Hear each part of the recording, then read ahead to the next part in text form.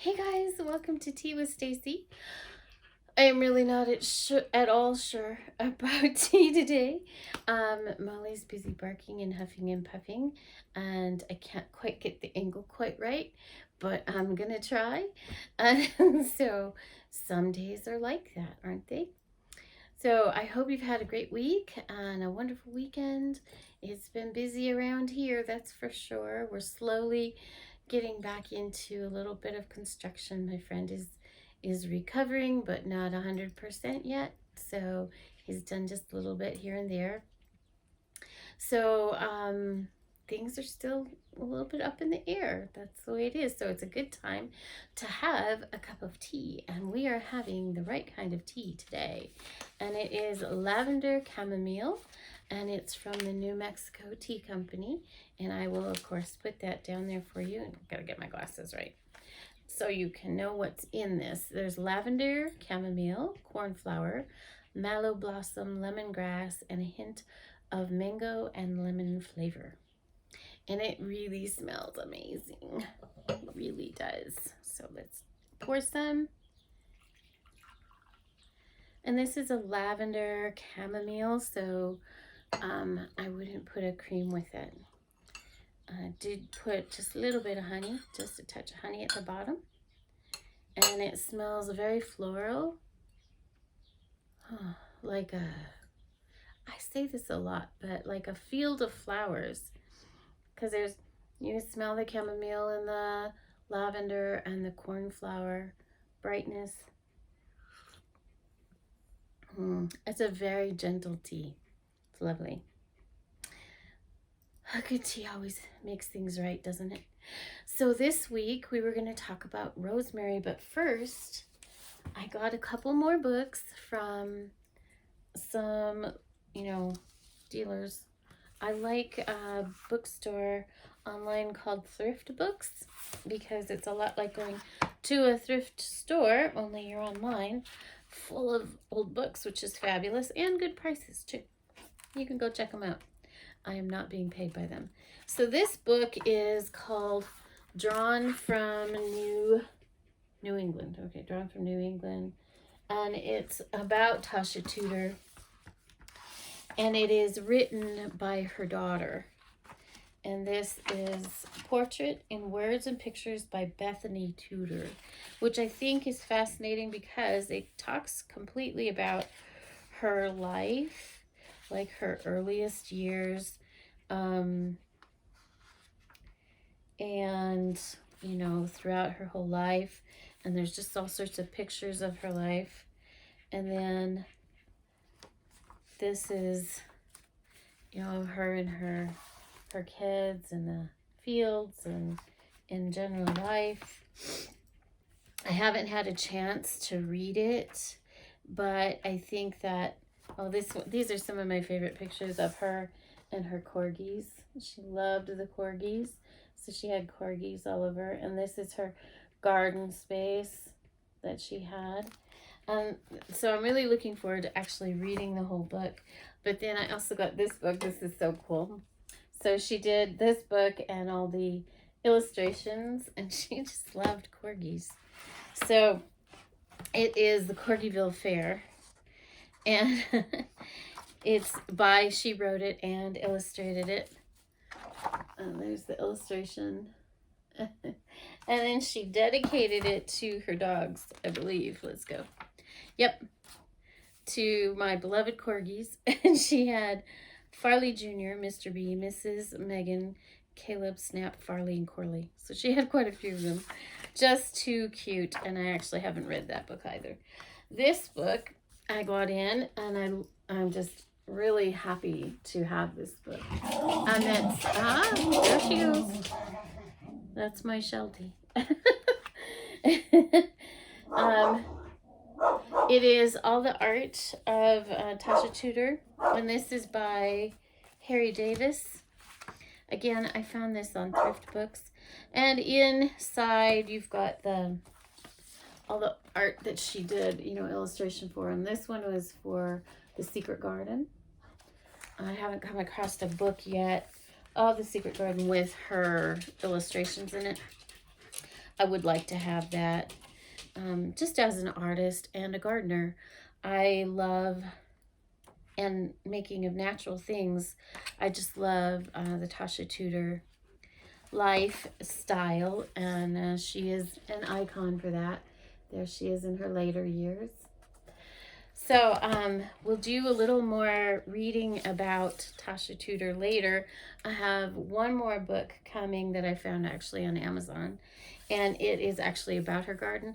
They are kind of hard to find right now because, well, you know, it's something that's disappearing. So I will share with you as we go, and I will, in more teas, what we'll do is we'll read a little bit of these pieces because I think it's kind of fun to read books, and we'll read a little bit of these Tasha Tudor books and later on. But today we were going to talk about herbs. We're going to talk about rosemary, another one of my favorite herbs that I grow. It grows really well here in New Mexico. It likes the rocky soil. It likes the dry air. It likes the warmth. It doesn't get so cold here that it will kill the plant off in the winter. It does really well. It grows for years and it grows crazy. I have had a couple of, issues with some of my rosemary plants. I got some damage to one of them in the front, and it seems to be coming back. I cut it back quite a bit, and it's coming back. And it's interesting that rosemary is a very traditional herb to be used. Sorry, my hair is like, it's messy hair today, and then I got this stuck in my hair. That's why I have these, so I don't stick them up on my head. Anyway, I'm a mess. I'm a mess a lot. I'll share that with you. Anyway, rosemary is used quite extensively for hair, and I actually do make a hair oil that I infuse the rosemary, and I infuse some lavender in. I do lavender and rosemary, and then use that for my scalp and my hair. And I will have that available as well on my website eventually. But I was looking for where it, see, I don't have it. I must have lost the little place where it was, or maybe I got a different one in here. Yeah, I did. I lost it. Sorry, guys. I tell you, I am a mess. Okay, so, but I can find it because it's alphabetical, which is handy, isn't it? All right, raspberry. No. Oh, there it is. I even had the little thing in there. Okay, so here's a picture of it. There you go. That's rosemary there. And, oops, don't want to knock all these books down. So rosemary is a Mediterranean herb as well. It's a habit of growing in the coastal areas in Greece. It was used quite often in ancient Greece. Rosemary has a lot of meanings behind it. Something about, having emblem of fidelity, all that sort of stuff, which I think is kind of silly personally, but it's a nice story, right? But the rosemary helps with headaches, according to this book. The oil is an old remedy for gout, muscular aches, and pains. And it was used to help Queen Elizabeth of Hungary. She had paralyzed limbs, and she felt that the rosemary helped her. And then in the 15th century, people burned rosemary branches in their homes to protect themselves from the Black Death. In World War II, rosemary and juniper were burnt in French hospitals to limit the spread of infection. So it's really quite been used quite a lot for a lot of things. And it's also got as far as food, rosemary adds so much flavor to roasts of all kinds. I really love to use that.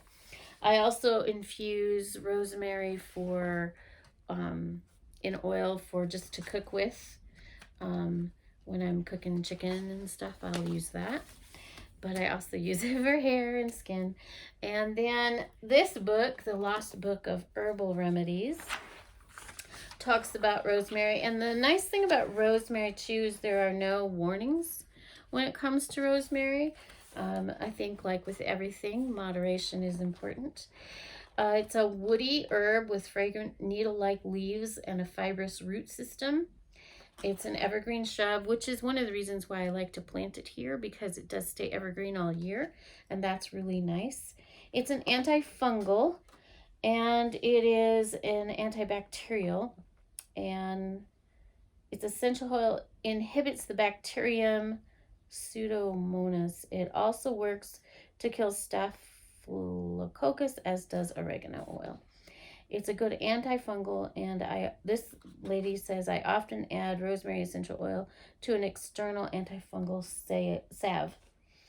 So it's got lots of really good things, and we talk, mostly about skin or hair. Here it says rosemary essential oil has been shown to be as effective as the prescription hair growth drug minoxidil applied in a carrier oil.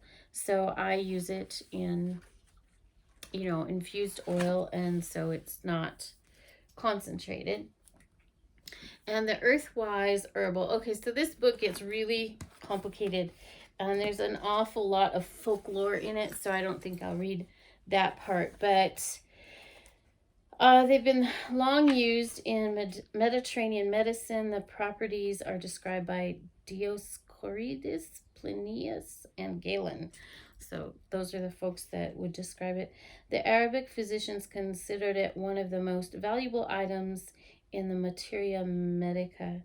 So, and then it's mentioned in the herbals of Northern Europe from Renaissance down to the present. So it really has been used for such a long time that I feel that it's really effective and trustworthy when it's been used so long. So this is got so much information about internal use, but I don't want to go into that. You should do some research if you'd like, and then you can see all the interesting things that the herbal community will tell you that helps for internal use, which is fabulous. But it is mentioned here for hair loss and thinning, as an oil, to use as an oil externally, and also for headache externally. And so that's fabulous. I use it a lot. I take the plant and I will throw it into a pot of water, a small pot of water, and let it simmer on the stove to release all the loveliness from the rosemary, and it helps breathing for me. That's what I like to use it for. And the weight of herbs, rosemary, its flavors are spicy, cool. Systems affected are liver, stomach, spleen, pancreas. Interesting. The properties are antipyretic. I don't know what that means. I'll have to look that up. Anti-inflammatory, stomach, nervine, diaphoretic, astringent, anodyne, antiseptic. I've seen it. I haven't seen it in any of these books, but it, as an astringent, it can be used for really oily skin. So that's nice. Probably not as the oil, but maybe as like a infused water thing. Used for headaches, indigestion, colds, inflammation of the joints, for scalp and hair. So again, very useful little plant. And then here, rosemary. This is the tea book. There are many varieties of rosemary with different shapes and growth patterns, but when it comes to shades of blue, rosemary blooms in spectacular hues from true blue to rosy blue. Its official plant is a woody shrub that grows from 3 to 6 feet tall with shiny, narrow leaves that are dark green. And what you use is the plant above the root. Use the leaves.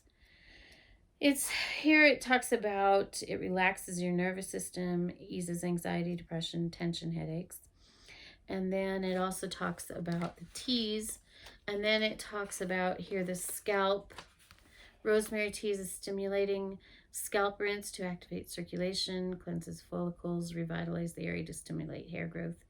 And then skin, for skin, rosemary brings the blood to the skin to give you a glow and has antiseptic value to improve your skin's ability to resist infections. So again, it's another really great thing for skin and for hair. I just posted the rosemary eucalyptus candle that I have available now, and also I have the chest rub or balm with rosemary and eucalyptus, which I have used extensively over the years, so I thought I'd just go ahead and add it to the website if anyone wanted it. So that's a lot on rosemary. So we have a lot of chaos happening here, so I'm not sure what I'm going to talk about next week. I haven't made up my mind. I think maybe lemongrass. Maybe we'll talk about lemongrass. How about lemongrass? I have grown lemongrass here.